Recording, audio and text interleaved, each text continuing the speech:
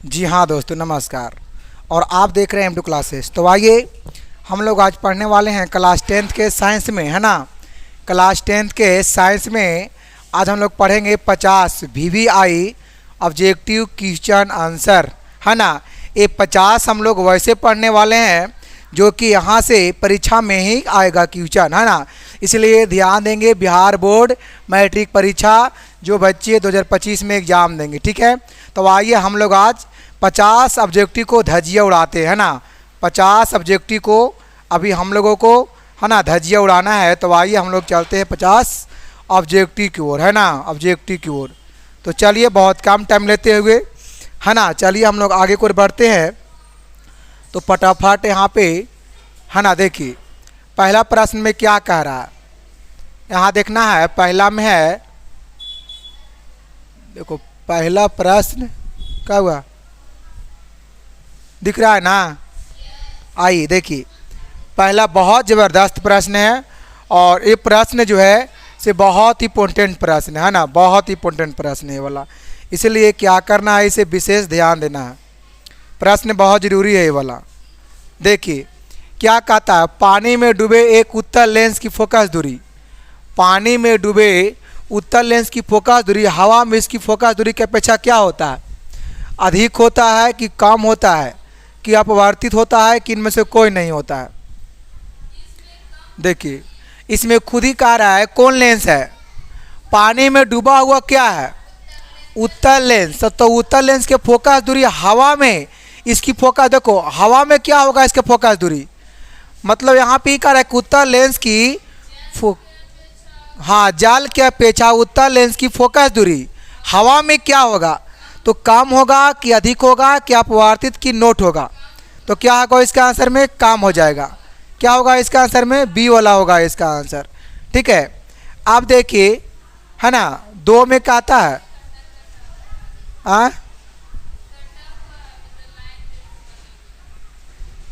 मतलब अब सही है, ये सही है कि नहीं, हाँ ठीक है ना।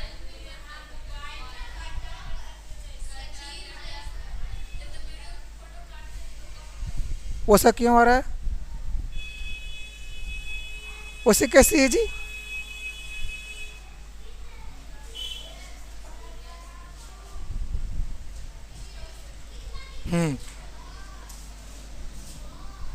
दो में कहता है कि जब CO2 मतलब कार्बन डाइऑक्साइड गैस को पानी में घोला जाता है। देखो कार्बन डाइऑक्साइड गैस, जैसा कि मानिए इसमें पानी है, इसमें क्या लिए हैं, जैसा कि इसमें पानी है ना, इसमें जो है ऐसे पानी है और इस पानी में क्या किया गया है, इसमें क्या घोला गया है, इसमें घोला गया है कार्बन डाइऑक्साइड।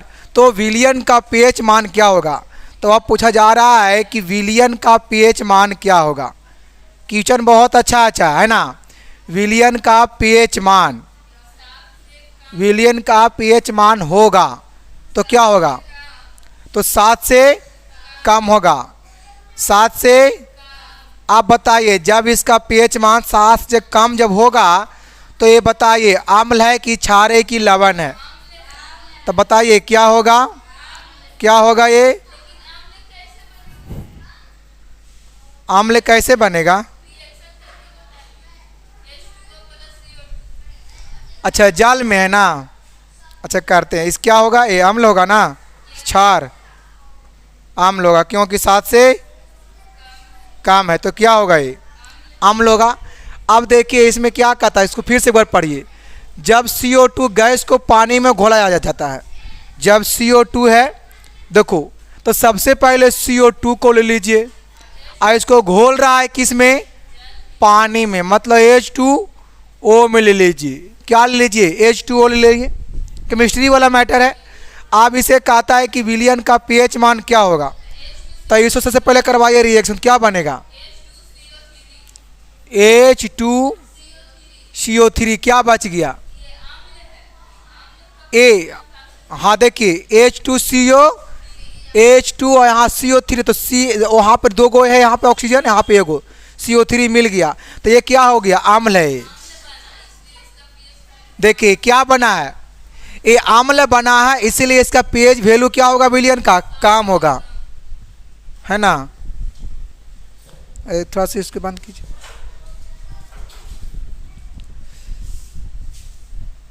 तो आपको हम बताए थे केमिस्ट्री में, है ना, आप सभी को केमिस्ट्री में पढ़ाया गया था, केमिस्ट्री में पढ़ाया गया है ना कि अम्ल, क्षार और लवण क्या है, अम्ल, क्षार और लवण क्या है।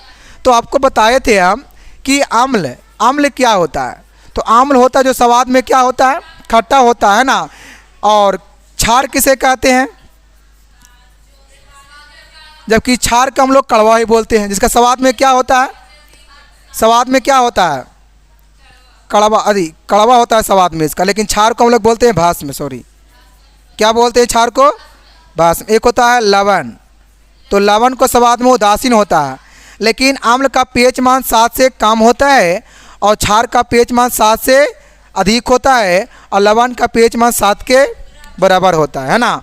तो यहाँ पे देखिए अम्ल होने की कारण, अम्ल होने की कारण ही विलियन का pH मान क्या होगा, 7 से कम। तो सी वाला होगा इसका आंसर, सी वाला होगा पूरा इसका आंसर। चलिए समझ में आई, आप यहाँ से भी समझ सकते हैं, लेकिन अगर केमिस्ट्री है तो आप रिएक्शन से समझेंगे तो आप कभी नहीं भूलिएगा, क्योंकि ये केमिस्ट्री है ना, तो रिएक्शन तो छोड़ना नहीं है। चलिए अब आइए थ्री में, देखिए बाबू बताइए थ्री में क्या होगा आंसर में, फटाफट देखिए क्या है थ्री में पढ़ाया गया है। थ्री में कहता है कि विरंजक चूर्ण का अनुसूत्र, अनुसूत्र या सूत्र पूछेगा तो आपका वही वाला होगा। तो क्या होगा इसका आंसर, CaOCl2 होगा इसका आंसर, सी वाला होगा इसका आंसर। क्या होगा इसका आंसर, देखिए यहाँ चूर्ण है, एक आपको हम बताए थे काली चूना का, किसका बताए थे, काली चूना का सूत्र क्या होता है, तो CaCO3 होता है। लेकिन एक होता है काली चूना का सूत्र, काली चूना का सूत्र, काली चूना का सूत्र इसका होता है Ca, जबकि ये प्रश्न 2024 में आया था, पूछा गया है 24 में ये वाला प्रश्न, है ना। तो इसे भी याद रखना है, क्योंकि बहुत सारा विद्यार्थी काली में और काली में कन्फ्यूज रहता है, काली और किस में, काली में बहुत ज़्यादा कन्फ्यूज रहता है। लेकिन कन्फ्यूज नहीं, यहाँ काली होगा, अब यहाँ काली, अगर काली पूछे तो CaO बोलेंगे, और अगर काली पूछ रहा है तो CaCO3, ठीक है। देखिए हर ऑब्जेक्टिव के पीछे आप 2-3 अगर एडवांस पढ़ते हैं तो बहुत ज़बरदस्त है, ठीक है। पढ़ाई का मतलब ऐसा ही होता है, पढ़ाई का मतलब ये नहीं होता है कि अगर ऑब्जेक्टिव आ गया तो खटाखट मारते जाना है। खटाखट में क्या होता है, फिर आप उससे पूरा फिर अध्ययन फिर नहीं कर भी पाते हैं, और खटाखट में पूरा एडवांस भी सीखने का मौका नहीं मिलेगा, ठीक है। आप देखिए दिख रहा है ना, नहीं, यस, देखिए यही प्रश्न है जो कि क्या कहता है, कहता है कि एक एमीटर का परिसर रेंज 0.3 एम्पियर है। ये वाला फिजिक्स में है, फिजिक्स वाला प्रश्न है ये, है ना। और कहता है कि इस मीटर की स्केल पर डिवीजनों की संख्या 30 है, तो ए मीटर का अल्पमांक क्या होगा, अल्पमापांक क्या होगा, अल्पमापांक, अल्पमापांक, हाँ हाँ वो तो बात सही है।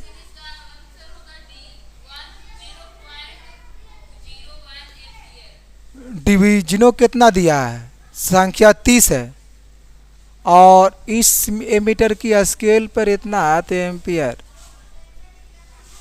इसका क्या होगा आंसर में, डी वाला ना, 0.0 ए वाला प्रश्न, इसका आंसर क्या होगा, 0.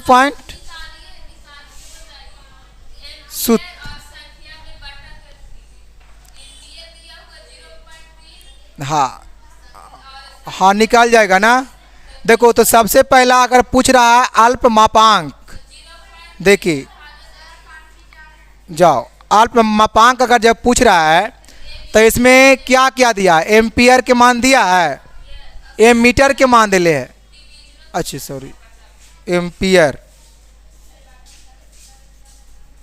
एम्पियर और फिर क्या है डिवीजनों की डिवीजनों डिवीजनों की डिवीजनों की संख्या। अब देखिए इसमें एम्पियर के मान दिया है कितना, 0 पॉइंट, और इसका कितना है, तो इसको क्या कीजिए ऐसे, अब इसको 3/10 ऐसे होगा न, तो ऐसे कितना आता है, गुना होगा, किस में गुना होगा,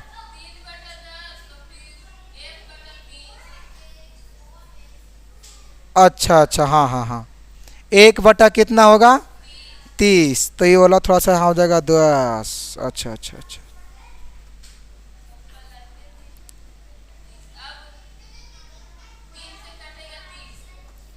ये वाला जब काटेगा तो ये गुना होगा, कितना हो गया,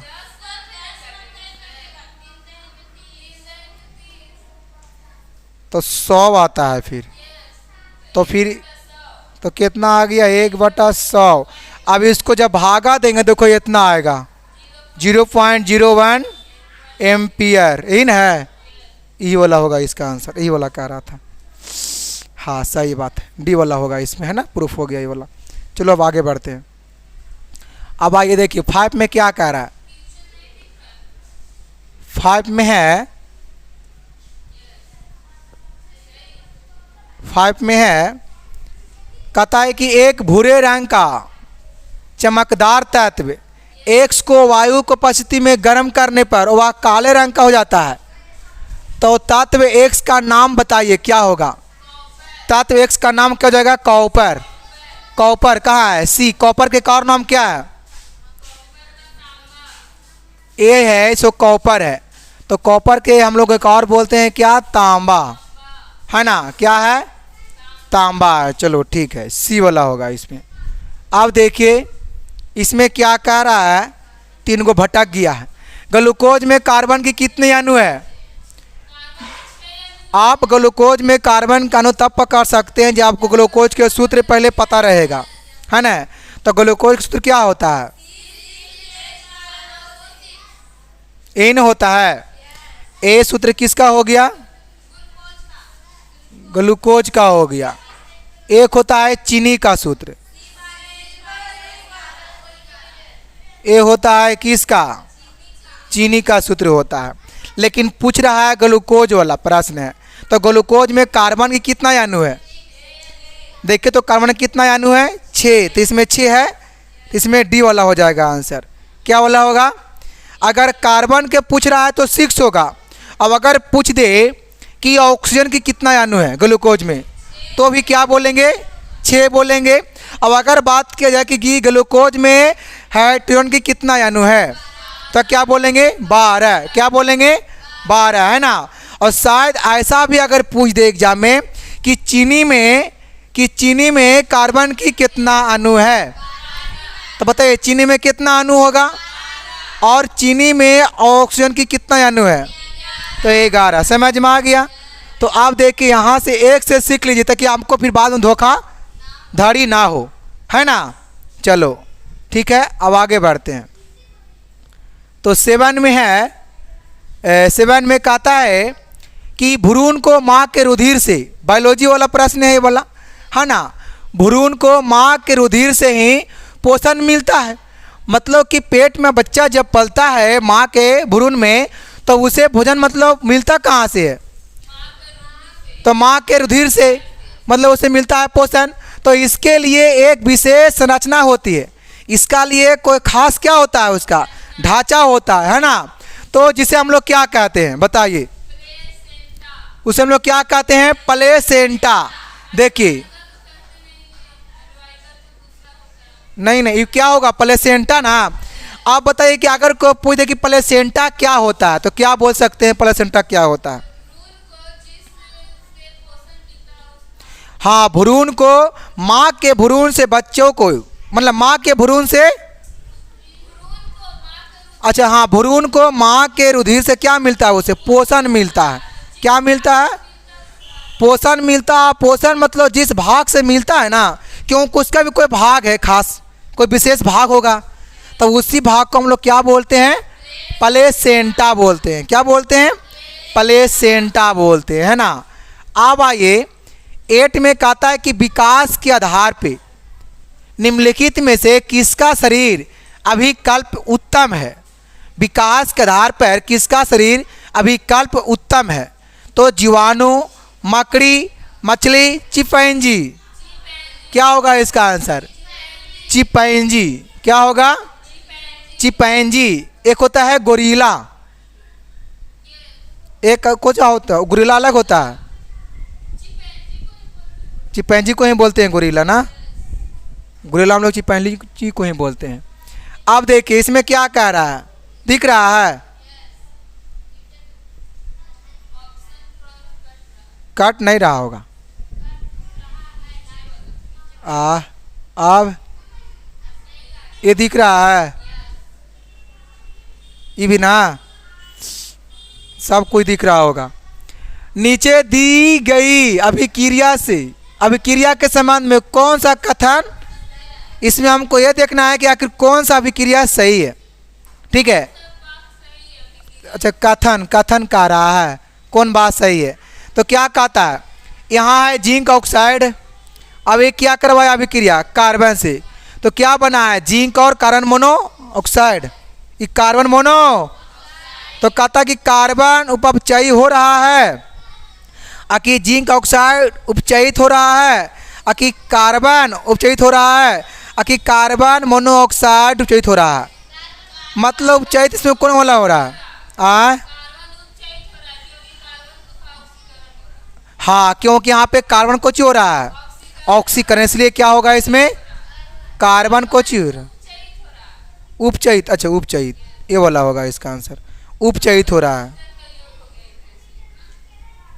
ये वाला होगा इसका आंसर, है ना। अब चलो आगे बढ़ते हैं। अब है 10वां में। अब देखिए बाबू लोग ध्यान देना है, कहता है कौन सी गैस उत्सर्जित होगी, कौन सी गैस उत्सर्जित होगी जब धातु जल के साथ अभिक्रिया करेंगे? बताइए कौन सी गैस? जैसे में एगो किया जाए, कोई धातु को लेना है, धातु को लेना है और जल के साथ क्या करवाना है? जैसे देखिए समझने वाली मैटर है तो समझना है। धातु में लीजिए जिंक और फिर क्या है? जल। यहीं से पकड़ लेंगे कि आखिर उत्सर्जित क्या होता है। तो अब क्या होगा इसमें? जिंक ऑक्साइड बनेगा, Zn, अच्छा OH, हाँ जी, और फिर प्लस ने क्या बनेगा? ऑक्सीजन, है ना। अच्छा सॉरी, और हाइड्रोजन। तो ये क्या होगा? इसमें क्या हो रहा है? हाइड्रोजन मुक्त, तो इसमें क्या होगा आंसर में? हाइड्रोजन, ये वाला होगा इसका आंसर में, सी होगा। इसको हम लोग क्या पढ़ते हैं? ये हो गया जिंक हाइड्रा ऑक्साइड का सूत्र हो गया है। ठीक है, ये देखिए, मतलब आपको मैं करके दिखा रहे थे कि आखिर किस तरीका से हाइड्रोजन उत्सर्जित होता है, कैसे होता है, वो आपको इसमें करके दिखा रहे थे। ठीक है, बाकी यहाँ से आप जरूरी नहीं कि जिंक के होगा, बाकी अब सोडियम को भी ले सकते हैं, है ना। सोडियम के लेंगे ना तो NaOH होगा और फिर इन्हें क्या होगा? मुक्त, हाइड्रोजन हो रहा है ना मुक्त। हम बैलेंस में कर दीजिए, दो बैलेंस में करने के लिए क्या करना पड़ेगा? यहाँ फिर यहाँ पे क्या होगा?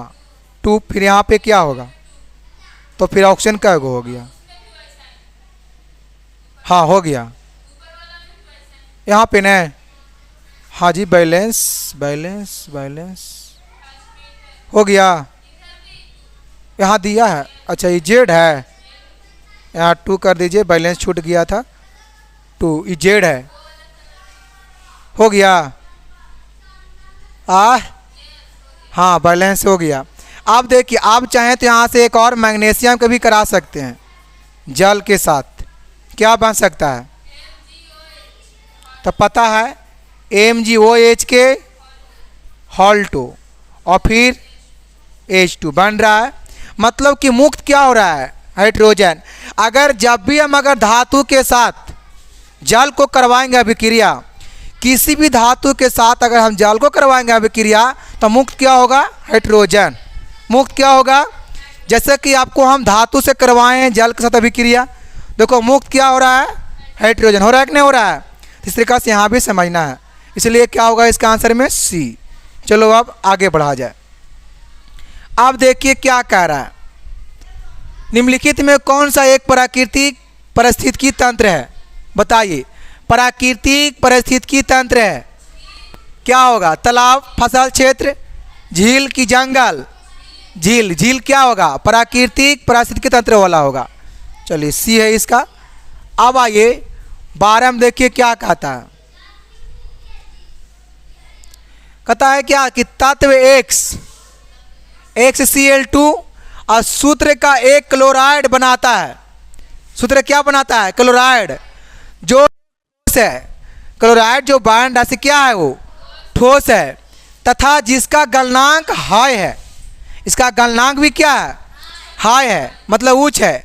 तो आवर्त सारणी में यह तत्व संभवतः दिए गए किस तत्व, संभवतः दिए गए, डबल इसमें आ गया है, संभवतः दिए गए किस तत्व के वर्ग समूह के अंतर्गत होगा, मतलब किस में आएगा।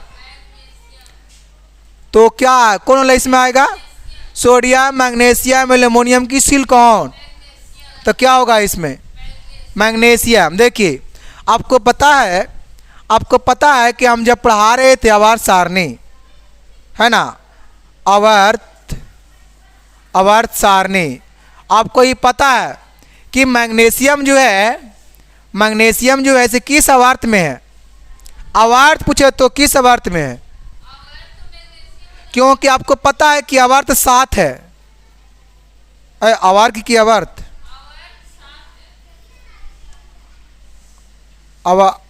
आवर्त कितना है, अरे आवर्त न है, आवर्त 7 है और फिर वर्ग 18 है। तो आपको पता है कि मैग्नीशियम जो है आवर्त कितना में आता है। हाँ, तीसरा देखिए ट्रिक क्या था। हाँ, वर्ग नहीं, आवर्त का ट्रिक। हाँ, वर्ग का ट्रिक क्या बताया गया था। हाँ, बेटा मांगे कार सूट कर बाप, तो बेटा मांगे तो 2 में आ रहा है, 3 कैसे। अच्छा, आवर्त 3 आएगा। हाँ हाँ, ये देखिए अगर मैग्नीशियम की बात करें वर्ग, तो वर्ग क्या होगा इसका, 2 होगा। लेकिन अगर बात की इसका आवर्त का, तो आवर्त 3 होगा। हाँ, आवर्त क्या होगा। और मैग्नीशियम कितना में होता है, 12 में है। मतलब कि मैग्नीशियम का परमाणु संख्या क्या है, 12 में आता है ना। चलो ठीक है, इसमें इतना को जानिएगा, ठीक है। बाकी ये मैग्नीशियम, चलो ठीक है। अब आगे बढ़ते हैं। अब देखिए कह रहा है नाइट्रोजन के द्विपरमाणुक अणु में कैसा बंध होगा। नाइट्रोजन समझ में आ रहा है। देखिए नाइट्रोजन ये वाला बात कर रहा है, कितना, देखिए कर्त के देखते हैं। देखो कैसे, यहाँ पे तो त्रिया बंध होगा, मतलब कि बंधन की बात कर रहा है, ये वाला बॉन्ड की बात कर रहा है। तो देखिए कैसे होता है। देखो सबसे पहला इसमें कितना, देखो 3 को कैसे हो गया, वो भी देखो इसका साबित करता है। 3 को कैसे हो गया। तो आपको सबसे पहले पता है कि नाइट्रोजन कितना में है, 7 में है। कितना में नाइट्रोजन है, तो इसका क्या होता है विन्यास, 2 और 5 क्या होता है, 2 और 5। आपको पता है कि 2 जब 5, इसका वैलेंसी जो होगा वो क्या होगा, -3। वैलेंसी क्या होगा इसका, -3। मतलब कि धातु है, क्या धातु है, अधातु है। क्या है, अधातु है। लेकिन नेगेटिव में है तो वो अधातु ही है कि नहीं है। अब देखिए यहाँ 3 है, तो वैलेंसी को देखना है। वैलेंसी में कितना है? लेकिन अच्छा अच्छा, बाहनता में बाहरी सेल में कितना इलेक्ट्रॉन है? 5 गो है। तो अभी यहाँ से क्या करेगा ये? हाँ देखो यहाँ पे 2 गो है ना नाइट्रोजन, तो ये 3 गो उसको देगा और फिर 3 गो इसको देगा। ये तीनों अपने में साझा पहले करेगा। देखो करवाते हैं, 3 गो बात है ना, तो 3 ठो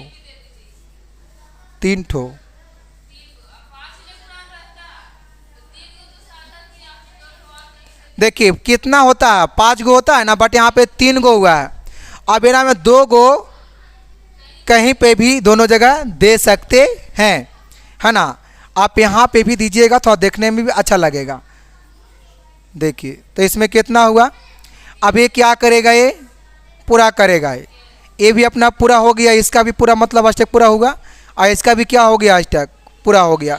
तो यहाँ पे ही वाला बात कर रहा था त्रिबंध, मतलब यहाँ देखो बॉन्ड जो बन रहा है ट्रिपल बॉन्ड बन रहा है। बॉन्ड कितना बन रहा है, देखिए बन रहा है ना 1 2 3। तो इसी को देखते हुए चलना है, ठीक है। ए वाला देखिए हो गया, इसलिए क्या हुआ, त्रिअबंध।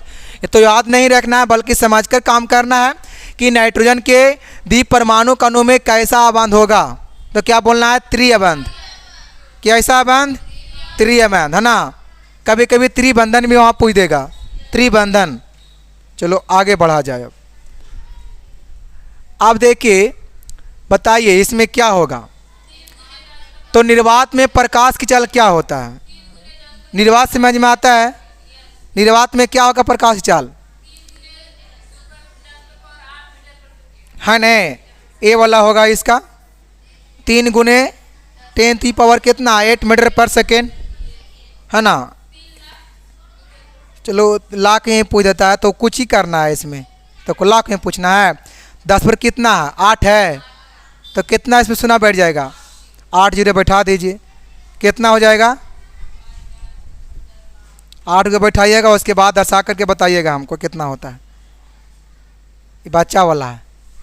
चलो अब यहाँ देखना है, देखिए ये बायोलॉजी वाला। पादप में जाइलम उत्तरदायी है किसके लिए, देखिए यही तो देखना है ना। जाइलम किसके लिए है, जाल के लिए। लेकिन अगर यहाँ पे फ्लोएम पूछे तो कि फिर क्या होगा इसका आंसर, भोजन का पाचन होगा, भोजन सिर्फ होगा, भोजन का वाहन, हाँ मतलब वही परिवहन करवाएगा, मतलब वाहन करेगा वो। तो इसमें क्या हो जाएगा, भोजन हो जाएगा, पाचन नहीं होगा इसमें। तो शायद पूछ सकता है, जहाँ जाइलम वहाँ फ्लोएम पूछ सकता है, तो उसमें क्या होगा, भोजन का वाहन होगा उसमें। ऑप्शन में आपको देल रहेगा उसके अनुसार, ठीक है। आप देखिए इसमें क्या है, निम्नलिखित में किसे कोशिका का ऊर्जा मात्रा के रूप में जाना जाता है। हाँ एटीपी होगा इसका, क्या होगा, एटीपी होगा इसका आंसर, एटीपी होगा इसका आंसर। अब आइए आप देखिए इसमें क्या कहता है, पातियों में है ना, कहता है कि पातियों में गैसों का आदान प्रदान कहाँ होता है, कहाँ होता है, तो रंध्र में होता है। कहाँ होता है, जैसा कि एक पत्तियाँ है ये, है ना, एक पत्तियाँ है, तो इसमें गैसों का कुछ होता है आदान प्रदान। तो भाई किसके द्वारा होता है ना, रंध्र के द्वारा। तो याद रखना है रंध्र के द्वारा, याद क्या रखना है, रंध्र के द्वारा, ठीक है, याद रखना है, बी वाला होगा इसमें। आप देखिए कहता है कि हृदय से रक्त मतलब रुधिर को संपूर्ण शरीर में पंप किया जाता है। बताइए संपूर्ण शरीर में पंप किया जाता है तो क्या होगा, फेफड़ा द्वारा, निलय द्वारा कि आली द्वारा, कि इनमें से सभी, क्या होगा, निलय। क्या होगा इसका, आपको इतना पता है कि चैम्बर कितने होते हैं, चैम्बर कितने होते हैं, है ना, ये वाला पूछता है तो कितना होता है। देखिए 4 कैसे कैसे होता है आपको पढ़ा दिया गया है। तो आपको पता है कि 2 गो निलय होता है। देखिए एक होता है दायां निलय, क्या होता है, फिर होता है एक बायां निलय, क्या होता है, बायां निलय, फिर होता है दायां आलिद, क्या होता है, दायां आलिद, फिर होता है बायां आलिद। तो यही चैम्बर कितना हो गया, यही 4 चैम्बर है ना। जबकि ये वाला पूछता है, ठीक है, तो इसे जानते रहना है। वो कि बायोलॉजी वाला है तो छूटना एक भी नहीं चाहिए, ठीक है। चलो अब आगे बढ़ते हैं, अब आगे बढ़ते हैं। अब देखिए कहता है कि कौन सा पादप हार्मोन पत्तियों के मुरझाने के लिए उत्तरदायी है। कौन सा वैसा पादप हार्मोन है जो कि पत्तियों को मुरझा देता है ना। तो बताइए, इसको याद रखना है, क्या होगा, ऑक्सीजन, साइटोकाइनिन, कि एब्सिसिक अम्ल, कि जिब्रेलिन, एब्सिसिक अम्ल, सी वाला होगा। ए वाला इसका काम क्या है कि पत्तियों को मुरझाने का ये काम करता है, ठीक है। चलिए अब कहता है कि जड़ का अधोगामी वृद्धि है प्रकाशीनुवर्तन, गुरुत्वानुवर्तन, कि जलानुवर्तन, कि रसायनानुवर्तन। क्या होगा इसमें, गुरुत्वा, इसी के वजह से वृद्धि होता है जड़ में, गुरुत्वानुवर्तन के कारण, है ना। चलिए अब बताइए इसमें क्या होगा। कहता है कि पॉन्स मेडुला और अनुमस्तिष्क है, तो अग्र मस्तिष्क का हिस्सा है। मतलब कहने का है कि तीनों जो है न से किसका हिस्सा है इनमें से। तो सबसे पहले आपको हम बताए थे कि मस्तिष्क के 3 हिस्सा है। दिमाग के कितना हिस्सा बताए थे हम, आपको बताया गया था, है ना जी, कि मस्तिष्क कितना हिस्सा है ना। तो कितना हिस्सा है इसका 3 हिस्सा, आगे पीछे और बीच में। तो आगे वाले को हम लोग बोलते हैं आग्र मस्तिष्क, क्या बोलते हैं, आग्र। और हम लोग पीछे वाला को बोलते हैं पश्चय ना। एक क्या होता है, सॉरी, बीच वाला को मध्य बोलते हैं, क्या बोलते हैं बीच वाला को, मध्य मस्तिष्क। एक होता है पश्चय मस्तिष्क। तो यही 3 गो है। अब कह रहा है कि इन 3 गो में आखिर ये वाला किसका मतलब कि ये भाग है। तो बताइए आग्र का होगा कि मध्य का होगा कि पश्चय का होगा कि परम मस्तिष्क का होगा। देखिए पश्च मस्तिष्क, मतलब कि ये देखना है कि पश्च मस्तिष्क जो हिस्सा होता है क्या होता है, इसका हिस्सा 3 इसका हिस्सा है। इसका हिस्सा कितना है, 3 कौन कौन है। तो एक बोलना है पॉन्स, क्या बोलना है, पॉन्स। एक होता है मेडुला, एक क्या होता है, मेडुला। फिर क्या होता है, अनुमस्तिष्क, है ना, अनुमस्तिष्क। देखिए तो याद रखना है कि पश्चय मस्तिष्क कितना है, तो 3 है। कौन कौन है, तो पॉन्स, मेडुला और अनुमस्तिष्क, ठीक है, याद रखना है। और फिर मस्तिष्क कितना होता है, तो भी 3 होता है, अग्र मस्तिष्क, मध्य मस्तिष्क और फिर पश्चय मस्तिष्क, ठीक है। यहाँ से भी जानते रहना है। चलिए आगे बढ़ जाते हैं। अब देखिए क्या इसमें कहता है, निम्नलिखित कौन सी अनैच्छिक क्रिया नहीं है, वमन, चबाना, लार आना, हृदय का धड़कना, क्या होगा, चबाना, बी वाला, चाऊ चाऊ करना।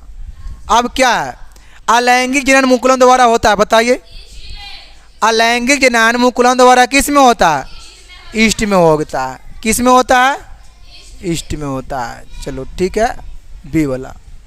अब है शुक्राणु का निर्माण कहाँ होता है, तो शुक्राणु का निर्माण कहाँ होता है, वृषण में होता है। कहाँ होता है, वृषण जो है से किसका भाग है, पुरुष का, मतलब कि नर का भाग है। ये भाग किसका है? नर का है। और जब जब जब पुरुष को जब जान लिए तो स्त्री की भी क्या करना है? जान लेना है। तो स्त्री का भाग इसमें से कौन वाला होगा? तो क्या होगा? गर्भाशय भी जो है, गर्भाशय जो है पुरुष में नहीं होता है, गर्भाशय किस में होता है? स्त्री में, है ना। और अंडाशय भी जो भाग है किसका है? ये भी जो भाग है किसका है? स्त्री का भाग है, इसलिए याद रखना है। लेकिन वृषण ये किसका भाग है? तो क्या बोलना है? पुरुष का भाग है। तो इतना आपको जानते रहना काम है।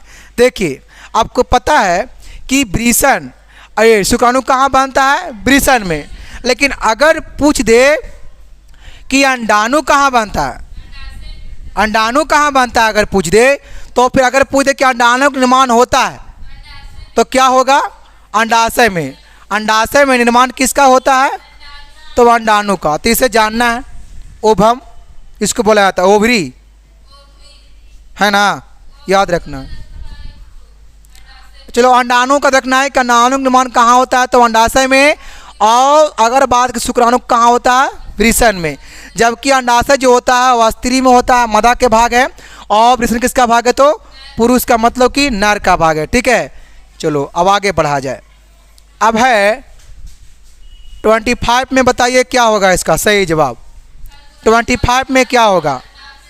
25 में कहते हैं कि पुष्प का कौन सा भाग फल बनता है? देखिए तो पुष्प का जो भाग जो है कौन सा भाग फल बनता है? तो अंडाशय। कौन सा भाग? अंडाशय। आपको बताया गया था, है ना। देखिए अंडाशय यहाँ वाला बात कर रहा है ना। ये नहीं होता अंडाशय? अंडाशय कहाँ होता है? हाँ,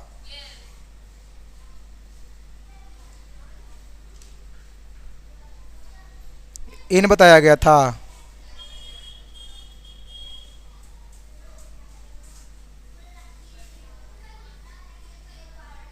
ये तो होगा।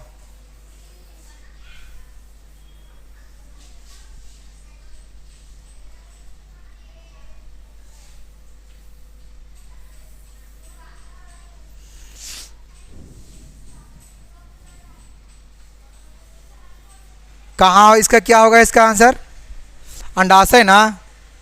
इसका क्या होगा आंसर में? अंडाशय। अंडाशय होगा, याद रखना है। ठीक है, क्योंकि पुष्प का कौन सा भाग फल बनाता है? तो क्या बोलेंगे? अंडाशय। आप देखिए क्या कहता है, कहता है कि गोलीय दर्पण के परावर्तन पृष्ठ की वृत्ताकार सीमा रेखा का व्यास कहलाता है। सीमा रेखा का व्यास क्या कहलाता है? तो मुख्य फोकस, वक्रता त्रिज्या, प्रधान अक्ष कि गोलीय दर्पण का द्वारक। क्या होगा? गोलीय दर्पण का द्वारक। क्या होगा? गोलीय दर्पण का द्वारक। डी वाला होगा इसका आंसर। पढ़ाया गया है फिजिक्स में गोलीय दर्पण वाला में। गोलीय दर्पण का प्रकार क्या होता है? दो प्रकार के होता है। एक उत्तल दर्पण अवेग, क्योंकि उसी को बीच में काट दिया जाता है तो उसका दो हिस्सा बन जाता है, एक अंदर वाला हिस्सा, एक बाहर वाला हिस्सा। जबकि अंदर वाला हिस्सा को देखते तो हम लोग कुछ ही बोलते हैं। अगर राजित है तो फिर क्या कहलाएगा? तो फिर अवतल। चलो निम्नलिखित में से कौन उत्तल दर्पण की फोकस दूरी है जिसका वक्रता त्रिज्या 32 सेंटीमीटर है? चलो ये देखो, देखो सबसे पहला कि यहाँ कह रहा है कि फोकस दूरी क्या होगा? आर अच्छा रोके ना, यहाँ पे देखिए वक्रता त्रिज्या दिया गया है। वक्रता, अच्छा ठीक है, त्रिज्या मतलब बड़का यार, इसमें कितना दिया है? और इसमें कह रहा है कि फोकस दूरी क्या होगा? फोकस दूरी की बात कर रहा है। फोकस दूरी तो क्या होगा? तो सबसे पहला एफ बराबर को सूत्र होता है R/2, तो 32/32 सेंटीमीटर। और फिर कितना है? 2, तो कितना आएगा? तो ये क्या होगा? 16 सेंटी। लेकिन अब यहाँ देखना, देखिए यहाँ तो 16 तो आया बट प्लस की माइनस, अब वो कैसे होगा प्लस और फिर कैसे होगा माइनस। तो आपको हम पढ़ाए थे, देखिए हम पढ़ाए थे ना कि, हाँ याद कीजिए, हम बताए थे कि उत्तल दर्पण की फोकस दूरी कह रहा है, तो फोकस दूरी क्या होता है ना, फोकस दूरी क्या होता है तो धनात्मक होता है। लेकिन अगर यही वाला बात या अगर पूछ दे अवतल दर्पण, क्या पूछ देगा, अवतल दर्पण की फोकस दूरी, क्या पूछ देगा, फोकस दूरी, तो क्या होगा इसमें ऋणात्मक। तो आप बताइए यहाँ से हम अवतल का निकाले हैं कि उत्तल का निकाले हैं, तो इसमें क्या होगा आंसर, तो प्लस वाला होगा इसका तहत, तो प्लस वाला मतलब सी होगा इसका आंसर। देखिए इतना समझते हुए पता है, देखो गजब दिया है, 16 लाए हैं फिर भी कन्फ्यूज में प्लस की माइनस, लेकिन आपको यहाँ बताया गया था चीह परिपाटी वाला में, है ना, कि उत्तल दर्पण का फोकस दूरी क्या होगा और अवतल दर्पण का फोकस दूरी क्या होगा, बताया गया था, है ना। इसलिए क्या होगा तो याद रखना है प्लस वाला, अगर उत्तर पूछेगा तो प्लस, और अगर पूछ रहा अवतल में तो क्या होगा माइनस, मतलब नेगेटिव मतलब ऋणात्मक, और इसमें क्या होगा धनात्मक मतलब पॉजिटिव। ठीक है, चलिए आगे बढ़ा जाए।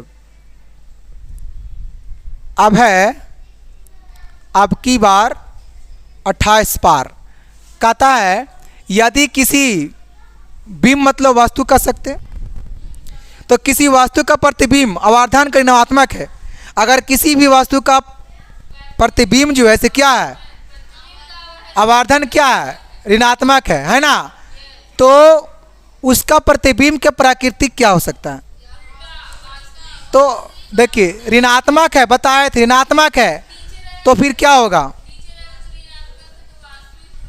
हाँ तो वास्तविक क्या होगा, इसमें उल्टा है, यहाँ पे ए वाला होगा, वास्तविक होगा लेकिन उल्टा होगा, क्योंकि नीचे है तो फिर उल्टा बनेगा वो, है ना, तो इसलिए इसका आंसर में ए वाला। अब देखिए इसमें क्या है, नेत्र में प्रवेश करने वाली प्रकाश की किरणें का अधिकांश अपवर्तन होता है, बताइए क्या होगा, कॉर्निया के बाहरी पृष्ठ पर हो जाएगा, इसका सी वाला है। आप देखिए दिख रहा है, कहता है कि जब सूर्य का प्रकाश वायुमंडल से गुजरता है, जब सूर्य का प्रकाश कहाँ से गुजरता है, जब सूर्य की प्रकाश कहाँ से गुजर रहा है, तो बताइए कि वायु के सूक्ष्म कण किस रंग के प्रकाश को अधिक प्रबलता से परिकीर्ण करते हैं, बताइए कौन सा रंग का मतलब कि परिकीर्णन करते हैं, नीला रंग, डी वाला होगा ना, याद रखना है इसको। देखो याद नहीं, अपना खुद इसमें दिया गया है कि जब सूर्य के प्रकाश जब सूर्य का प्रकाश वायुमंडल से गुजरता है, कहाँ से गुजरता है वायुमंडल से, तो वायु के सूक्ष्म कण, वायु के छोटा जो कण होगा तो किस रंग के प्रकाश को अधिक प्रबलता परिकीर्ण मतलब फैलेगा वो। हम बताए थे टिंडल प्रभाव के समय वाला में वाला बात, टिंडल प्रभाव में ऐसा ही तो होता है ना, टिंडल प्रभाव अधिक होगा तो नीले का तो क्या है नीला होगा इसमें ना, लेकिन हाँ वायुमंडल से गुजरता है तो ये वाला बात करा, तो ये वाला पढ़ा है जो कि वाला आता है 2 नंबर में, टिंडल प्रभाव क्या है, ये 2 नंबर में वाला प्रश्न है। आप देखिए आगे आइए, इसमें देखिए क्या कह रहा है, कहता है कि भारत में उत्पादित प्रतिवर्ती विद्युत धारा की आवर्ती क्या होगा, देखिए याद रखना पड़ेगा इसको, है ना, इसको याद रखना पड़ेगा, याद कर रखना है कि भारत में उत्पादित प्रतिवर्ती विद्युत धारा की आवर्ती क्या होता है, तो कितना होता है 50 हर्ट्ज, इसको हम लोग हर्ज बोलते हैं, 50 हर्ज कि 60 हर्ज कि 70 हर्ज कि 80 हर्ज, क्या होगा इसका 50 हर्ज, ए वाला हो जाएगा, है ना। अब कहता है कि 1 माइक्रो एम्पियर विद्युत धारा निम्नलिखित में कौन सी है, तो आपको पता है कि पावर में है सभी, जैसा कि ऐसा एम्पियर है, जैसा कि ऐसा है ये वाला, जैसा कि ऐसा है ये वाला, जैसा कि ऐसा है ये वाला, है ना। कहता है 1 माइक्रो एम्पियर, 1 माइक्रो एम्पियर बराबर कितना होता है, सीधी सी बात जानना है। तो कितना होता है, तो 10 पे पावर -6 सी वाला होगा इसमें, इतना एम्पियर, तो याद रखना है। देखिए आपको कभी कभी शॉर्ट में इतना लिखा है ना, कभी कभी आपको इतना ही पूछेगा, ऐसा ही पूछेगा कि 1 माइक्रो एम्पियर, यहाँ आपको दे देगा क्वेश्चन मार्क, ठीक है, शॉर्ट में पूछेगा तो आपको यही बोला होगा आंसर में, ठीक है, याद रखना। चलो अब आगे बढ़ते हैं। कहता है कि घरेलू विद्युत परिपथ में, घरेलू विद्युत परिपथ में उदासीन तार का रंग होता है, बताइए उदासीन तार का रंग कैसा होता है। तो उदासीन तार का रंग कैसा होता है, काला, कैसा होता है, काला, याद रखना है, काला, है ना। अब आइए, कहता है कि किस युक्ति में विभक्त वलय दिक् परिवर्तन का कार्य करता है। तो विद्युत जनित्र में एक विद्युत मोटर की गैल्वेनोमीटर की वोल्ट मीटर, तो क्या होगा इसका, ए वाला हो जाएगा ना, ए वाला होगा इसका विद्युत जनित्र। चलिए अब है कि जल विद्युत संयंत्र, क्या है, जल विद्युत संयंत्र किस ऊर्जा को विद्युत ऊर्जा में रूपांतरित करता है। जल विद्युत संयंत्र किस ऊर्जा को विद्युत, मतलब कि विद्युत में मतलब बदलता है, तो बताइए क्या होगा, कहाँ है इसमें, डी वाला होगा, स्थितिज ऊर्जा को क्या करता है कि विद्युत से, है ना, विद्युत ऊर्जा में कुछ ही करता है, बदल देता है। याद रखना है कि जाल विद्युत को, जाल विद्युत संयंत्र किस ऊर्जा को बदलता है, तो स्थिति बदलता, चलो सही है। अब है इसमें नरोरा नाभिक विद्युत संयंत्र किस राज्य में स्थित है, बताइए। देखिए बात कर रहा है नरोरा, बात क्या कर रहा है, नरोरा नाभिकीय विद्युत संयंत्र किस राज्य में स्थित है, तो क्या होगा, राजस्थान, याद रखना है क्या, राजस्थान, ए वाला। चलिए अब है कि ऑक्सैलिक अम्ल का प्राकृतिक स्रोत निम्नलिखित में कौन है। मतलब कि ऑक्सैलिक क्या होना चाहिए, ऑक्सैलिक लिखा गया है, ऑक्सैलिक क्या होगा, यहाँ क्या होगा, तो बताइए ऑक्सैलिक में कौन सा अम्ल, देखिए, है ना, हाँ, देखिए टमाटर में कौन सा अम्ल होता है,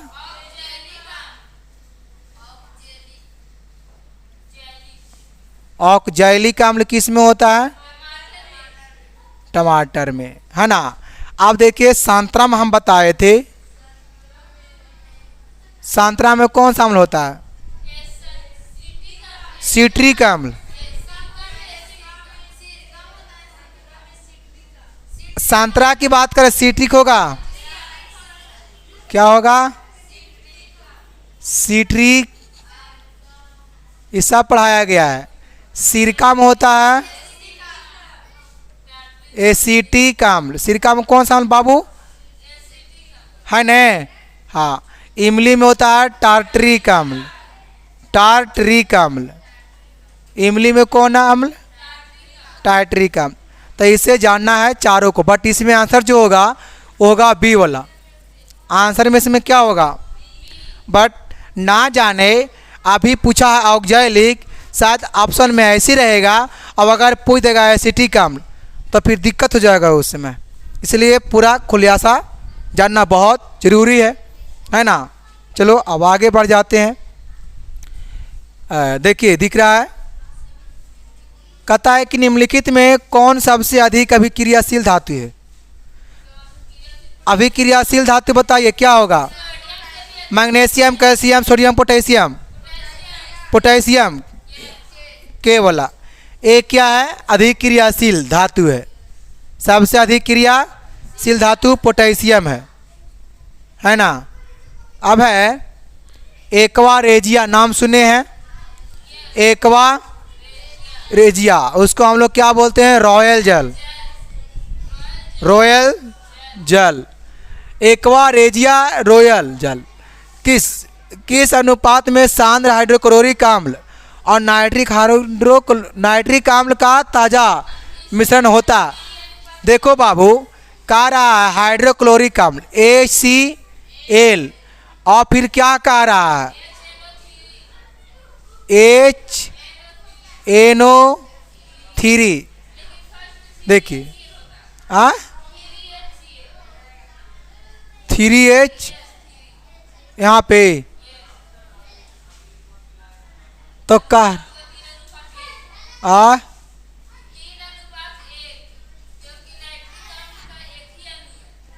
हाँ नाइट्रिक अम्ल का। देखिए इस महीना है, इसमें देखिए नाइट्रिक अम्ल का अणु कितना है? 1 है ना, लेकिन इसमें कितना है? 3 है। देखिए तो ऐसे राम कहीं पे है C होगा 3:1 ये वाला होगा। इसका क्या होगा? ताज़ा मिश्रण क्या होगा? 3:1 वाला हो जाएगा, है ना।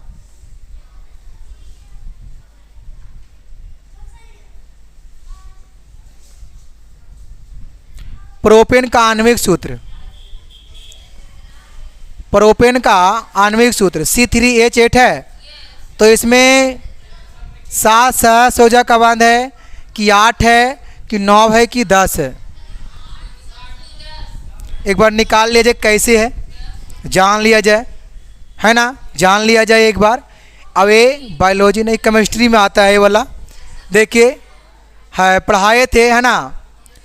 और कहता है कि प्रोपेन, तो सबसे पहला कि प्रोपेन का सूत्र क्या है? C3H8। अब इसका क्या निकालिए? संरचना निकालिए। तो संरचना के लिए बताए तो सबसे हल्का कि कार्बन कितना है? 3 है। कार्बन कितना है? 3 है।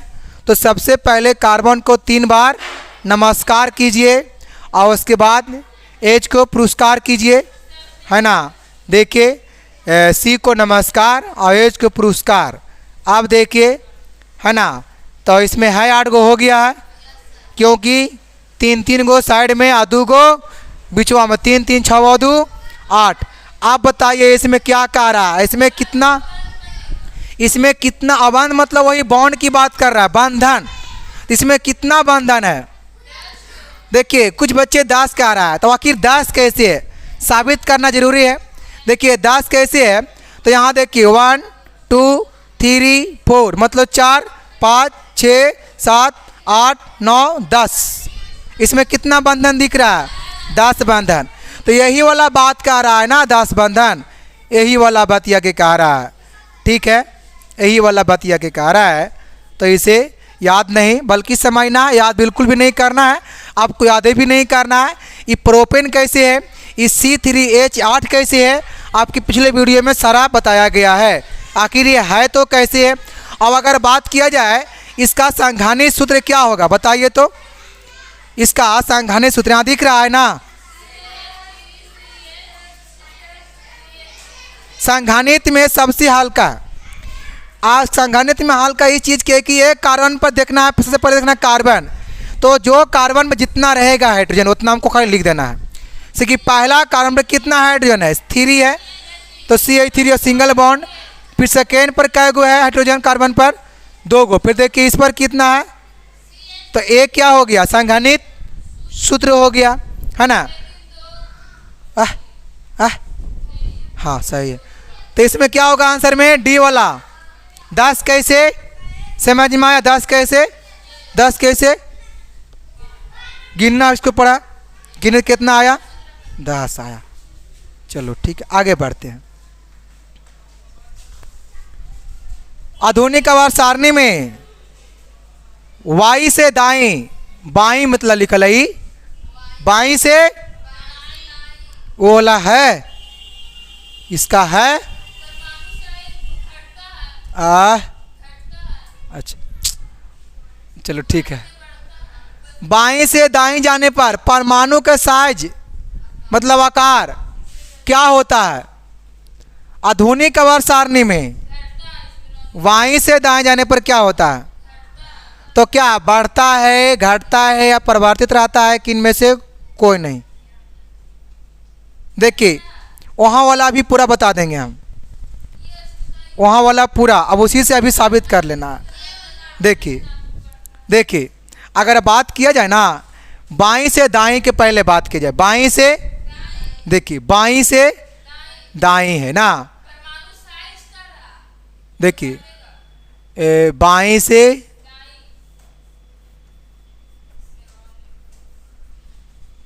बाईं से दाएं। अगर पूछा जाए कि, अगर पूछा जाए है ना कि परमाणु आकार, परमाणु आकार जो होता है से बाएं से दाएं क्या होता है, तब बोलेंगे कि घटता है। लेकिन एक और होता है ऊपर से, तो वर्ग में ना, वर्ग में, वर्ग में ऊपर से दिख रहा है ऊपर से नीचे क्या होगा ये, तो यहाँ बढ़ता है। देखिए आवर्त में अगर देखा जाए ना, आवर्त में अगर देखा जाए बाएं से दाएं परमाणु आकार तो घटता है, लेकिन वर्ग में देखा जाए तो क्या होगा, बढ़ेगा। जस्ट आवर्त का उल्टा होता है वर्ग में, चाहे तो कुछ का भी हो। जैसे कि एक और यहाँ पे क्या क्या आता है, जैसे देखिए क्या क्या, अगर बात किया जाए विद्युत, विद्युत, विद्युत धनात्मक, तो ये क्या होगा बाएं से दाएं में, तो ये क्या होगा, घटता है। आप बताइए जब आवर्त में जब घटेगा तो वर्ग में क्या होगा, बढ़ता है। वर्ग में क्या होगा, ये बढ़ेगा। जैसे कि और है, जैसे कि विद्युत ऋणात्मक, क्या है विद्युत, तो ये क्या होगा, बढ़ जाएगा। इसका उल्टा है तो ये बढ़ेगा, बढ़ता है। लेकिन यहाँ पे क्या होगा तो घटता है, यहाँ क्या होगा तो घटता है। और है यहाँ पे ऐसे ऐसे बहुत सारा पूछता है, जैसे देखिए धातुई, धातुई गुण, देखिए धातुई गुण इसमें क्या होगा, घटता है, लेकिन वर्ग में क्या होता है, बढ़ता है। और है देखिए इस तरीका से पूछता है ना। एक धातु का हो गया, एक बच गया अधातुई, क्या बच गया, अधातुई गुण, है ना जी। अब देखिए इसका उल्टा होगा, इसमें बढ़ेगा, तो इसमें क्या होगा, बढ़ता है, और इसमें बढ़ता है। अब यहाँ कुछ होता है, कहाँ सही तो हो गया, कहाँ, ओ सुधर गया नहीं। और है इसमें एक सजगता वाला पूछता है, क्या है, क्या है, क्या कैसे पूछता है, देखो संयोजकता, संयोजकता क्या होता है आवर्त में, 1 से 4 तक बढ़ता है आवर्त में, लेकिन वर्ग में क्या होता है, घाट, इसी में याद रखना है कि 1 से 4 तक बढ़ता है और घाट कर 1 हो जाता है। हाँ याद रखना है, लेकिन संयोजकता वर्ग में क्या रहेगा, संयोजकता वर्ग में क्या रहेगा तो अपवर्तित, क्या रहेगा, अपवर्तित रहेगा, अपवर्तित क्या रहेगा, समझ में आ रहा है। तो यहाँ से ना जाने कि कौन वाला कब कहाँ आ जाएगा, ठीक है। जबकि 6 है, जबकि 6 में आपको 6 बता दिया गया है।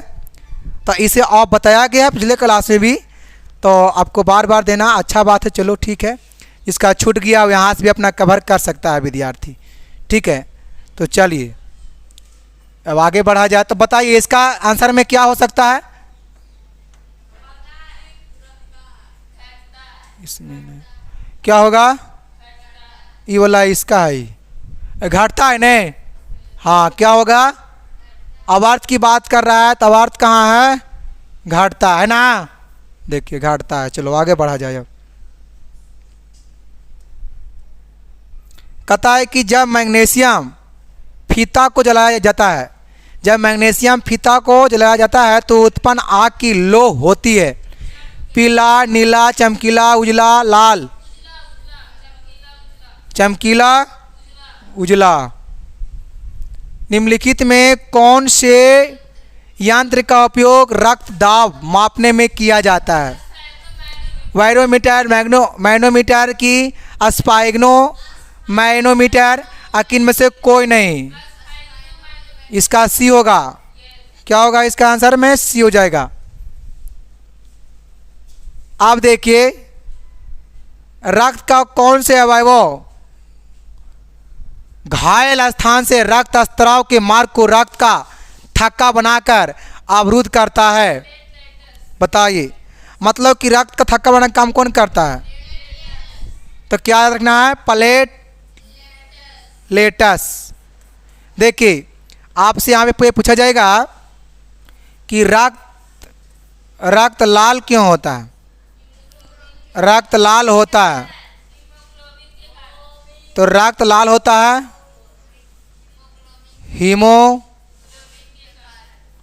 हीमोग्लोबिन के कारण। रक्त क्या होता है? अब आपको पता है कि रक्त की कमी से कौन सा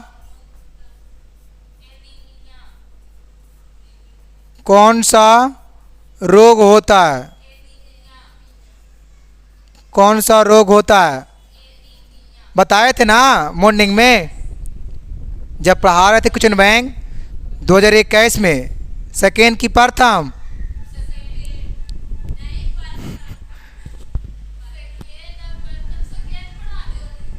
प्रथम तो उखड़ा हुआ था सेकेंड में आया था, है ना, सेकेंड में आया था। तो क्या बताए थे? एनीमिया। आपको पता है यहाँ से आपको वैसा ही भी पूछेगा कि हीमोग्लोबिन के कमी से कौन रोग होता है, उसका भी होगा एनीमिया, है ना। आपको पता है कि एक और आता है कि किसमें हीमोग्लोबिन नहीं पाया, मतलब कि किसमें हीमोग्लोबिन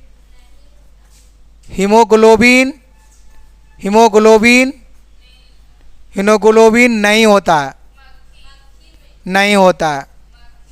तो इसमें क्या होगा? मक्खी होगा इसका आंसर।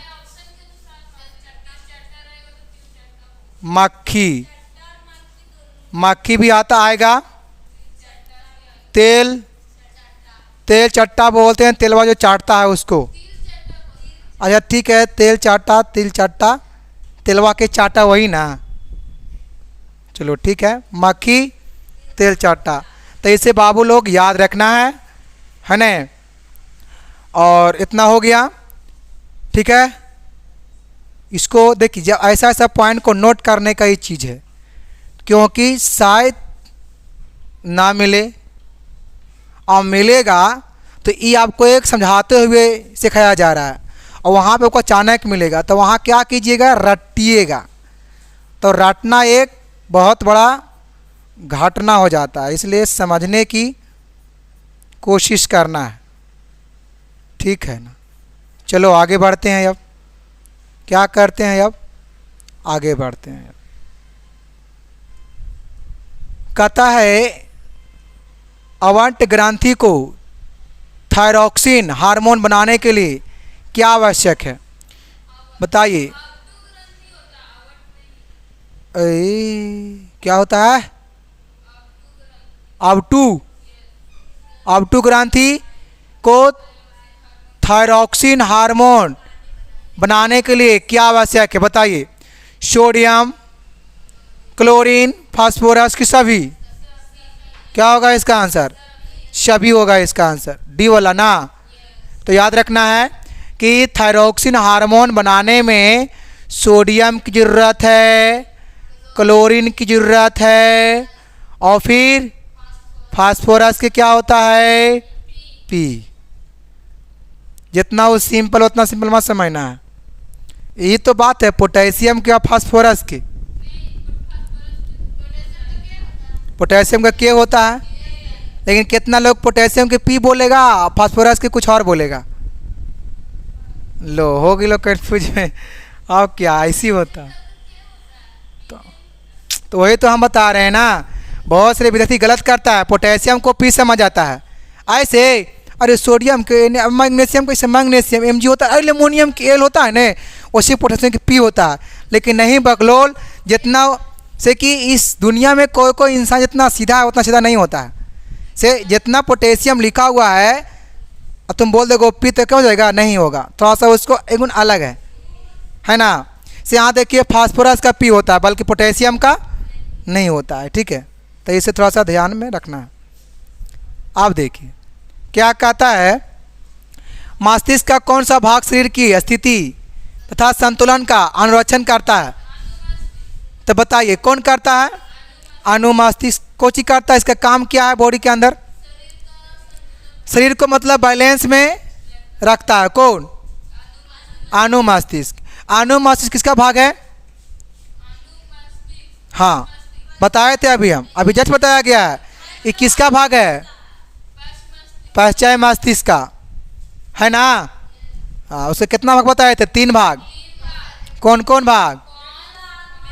पॉन्स, मेडुला और अनुमस्तिष्क, है ना।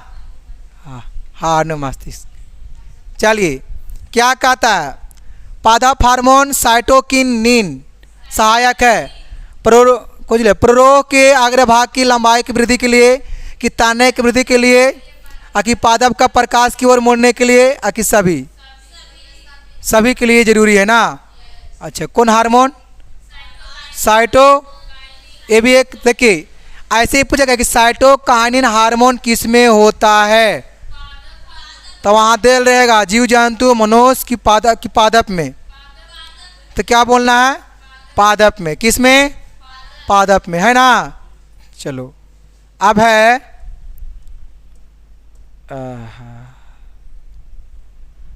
हाइड्रा में प्रजनन की विधि निम्नलिखित में से कौन है? देखिए क्या होगा इसका आंसर? मुकुलन हो जाएगा। क्या हो जाएगा? मुकुलन। अब देखिए बताइए पुष्प का कौन सा भाग परागकण बनाता है? परागकण। कौन सा भाग परागकण बनाता है? क्या होगा? पुंकेसर। पुंकेसर। पुंकेसर जो ऐसे किसका भाग है? हाँ पराकोष। देखिए आपको बताया गया है कि फूल में कितना भाग होता है? पुष्प में 2 भाग होता है। पुष्प में 2 भाग। कितना भाग? एक होता है स्त्री केसर, कैंसर नहीं केसर। अब एक होता है पुंकेसर, मतलब नर और पुरुष। नर और पुरुष तो वही होता है, मादा और नर, इन बात कर रहा है। आपको बताए थे कि स्त्री केसर में कितने भाग होते हैं, मतलब पुष्प के स्त्री केसर में 3 भाग होता है। एक होता है वर्तिकाग्र, वर्तिका, फिर वर्तिकाग्र, फिर क्या बताए थे? अंडाशय। लेकिन इसका कितना भाग? इसका 2 भाग, एक पराग कोष, अब एक तंतु बताया गया था। परागकोष और तंतु, है ना, प्रकोष्ठ और तंतु। तो इसे याद रखना है, सब पढ़ाया गया है। अब आइए ये देखिए, ये आपकी लास्ट क्वेश्चन है ना, लास्ट क्वेश्चन है। कहता है कि निम्नलिखित में से कौन मानव में मादा जनन तंत्र का भाग नहीं है। आ गया मादा, देखिए प्रश्न क्या है, मादा जनन तंत्र पूछ रहा है, मादा जनन तंत्र का भाग नहीं है, कौन इसमें नहीं है। देखिए क्योंकि ये जो है सी मादा में जनन अंग भाग है, गर्भाशय भी है, डिंब वाहिनी भी है, लेकिन शुक्रवाहिका जो है ये मादा का नहीं बल्कि नर का है, नर जनन तंत्र का है, नर जनन तंत्र का है। तो इसमें इसका आंसर सी वाला हो जाएगा, क्योंकि ये मादा जनन तंत्र का भाग नहीं है ना। तो इसमें टोटल कितना रहा, 50 रहा। बाकी फिर आप लोग के मिलेंगे हम अगले क्लास में इस तरीक़ा से, ठीक है। बाकी आज के लिए इतने रहेगा।